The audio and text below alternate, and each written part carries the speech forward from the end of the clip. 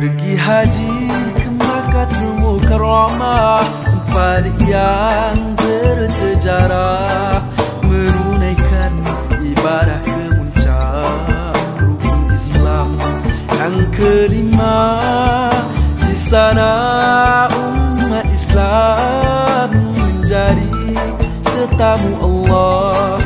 Kenalah menjaga adabnya dengan sempurna.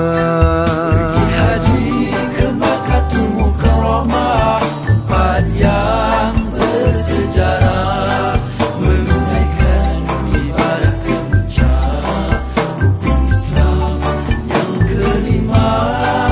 Di sana umat Islam menjadi tetamu Allah.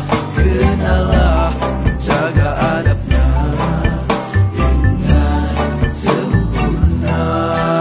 Menunaikan ibadah di sana, janganlah gopoh gapah.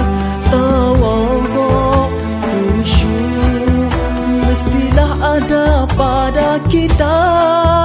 Merumput dan bertolakan, sesama manusia jauhkanlah.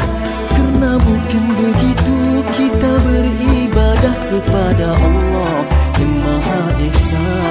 Pergi haji ke Makkatul Mukarramah, tempat yang bersejarah, menunaikan ibadah ke puncak rukun Islam yang kelima.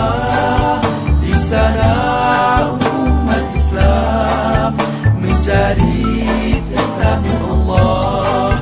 Kenalah menjaga adabnya dengan sempurna. Jagalah tata tertib agar menyenangkan orang lain. Ia termasuk ibadah yang disebut hablum minan nas. Kalau ada makhluk yang susah, senangkanlah dirinya.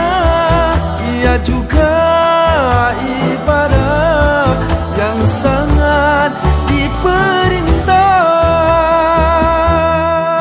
Tawadhu dengan Allah serta malu padanya, ia adalah sifat hamba yang mesti dimiliki. Kerana ibadah itu hendak melahirkan sifat-sifat kehambaan. Kalau tidak lahir sifat kehambaan daripadanya, bukan ibadah. Pergi haji ke Makkatul Mukarramah, tempat yang bersejarah, menunaikan ibadah ke puncak rukun Islam yang kelima. Di sana umat Islam menjadi tetamu Allah. Kenalah menjaga adabnya dengan sempurna. Berhubungan sesama manusia, kenalah kita jaga hak mereka, jangan sampai dicerobohi. Berkasar atau bertengkar, elok dielakkan. Kerana kasih sayang di dalam Islam mesti ada yang dijaga.